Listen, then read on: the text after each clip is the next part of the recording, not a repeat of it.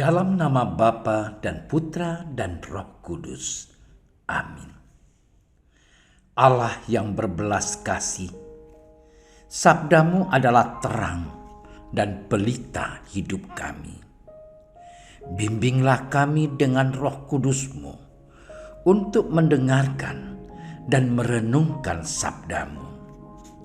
Dengan daya Roh Kudusmu itu, bukalah telinga dan hati kami untuk mendengarkan sabdamu. Terangilah budi dan hati kami untuk memahami sabdamu. Jernihkanlah hasrat jiwa kami untuk meresapkan sabdamu. Doronglah kehendak dan tekad kami untuk mengamalkan sabdamu dalam hidup dan perutusan kami sehari-hari. Amin.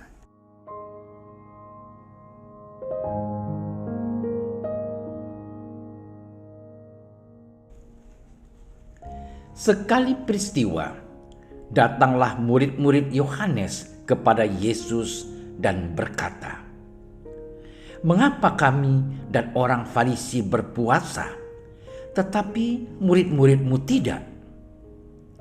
Jawab Yesus kepada mereka, "Dapatkah sahabat-sahabat mempelai laki-laki berduka cita selama mempelai itu bersama mereka? Tetapi waktunya akan datang, mempelai itu diambil dari mereka, dan pada waktu itulah mereka akan berpuasa." Demikianlah Injil Tuhan.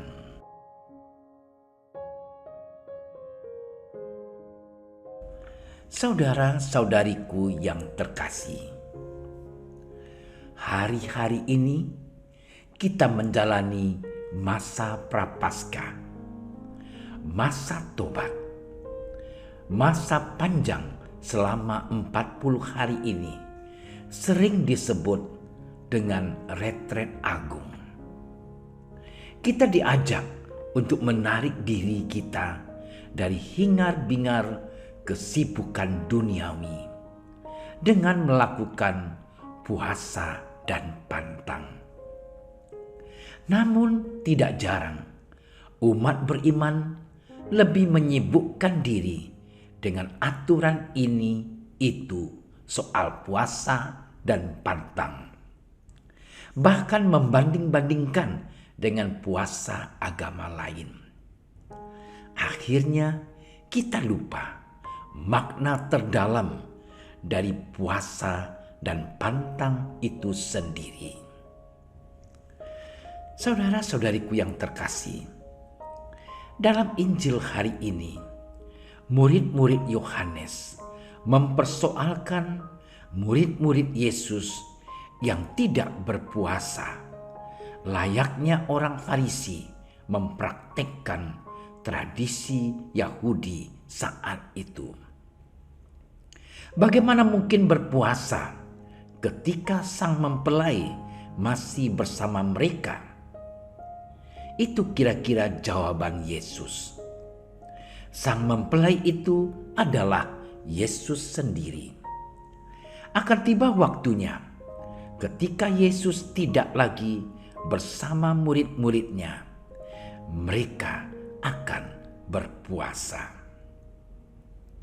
Saudara-saudariku yang terkasih, jelaslah bahwa Yesus mengharapkan orang percaya berpuasa setelah dia kembali ke surga. Masa ini adalah masa ketidakhadiran mempelai laki-laki, yaitu dari saat kenaikannya ke surga sampai kedatangannya kembali. Gereja menantikan kedatangan kembali mempelai laki-laki. Oleh karena itu, berpuasa pada masa ini adalah tanda kerinduan orang yang percaya akan kedatangan Tuhan.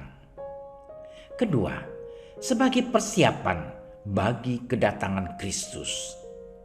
Dan ketiga, sebagai perkabungan karena Kristus tidak ada.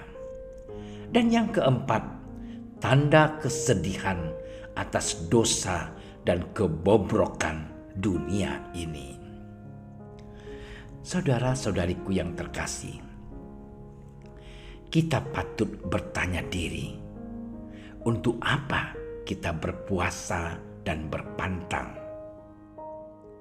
Apakah untuk mengumpulkan uang lalu membanding-bandingkan dengan orang lain? Apakah untuk membanggakan diri bahwa kita lebih suci dari orang lain? Apakah untuk menegaskan status keagamaan kita? Atau apakah untuk hal-hal yang lebih rohania? Kerinduan akan kedatangan Kristus dan tanda pertobatan yang mendalam? Tuhan Yesus, sadarkanlah kami agar selama masa prapaskah ini kami berpuasa dan berpantang secara lebih sungguh untuk membentuk pribadi kami, menahan diri dan hawa nafsu. Semoga daripadanya kami mendapat berkat rohani yang melimpah dan menjadi saksimu yang setia sampai pada akhir zaman. Amin. Dalam nama Bapa dan Putra dan Roh Kudus. Amin.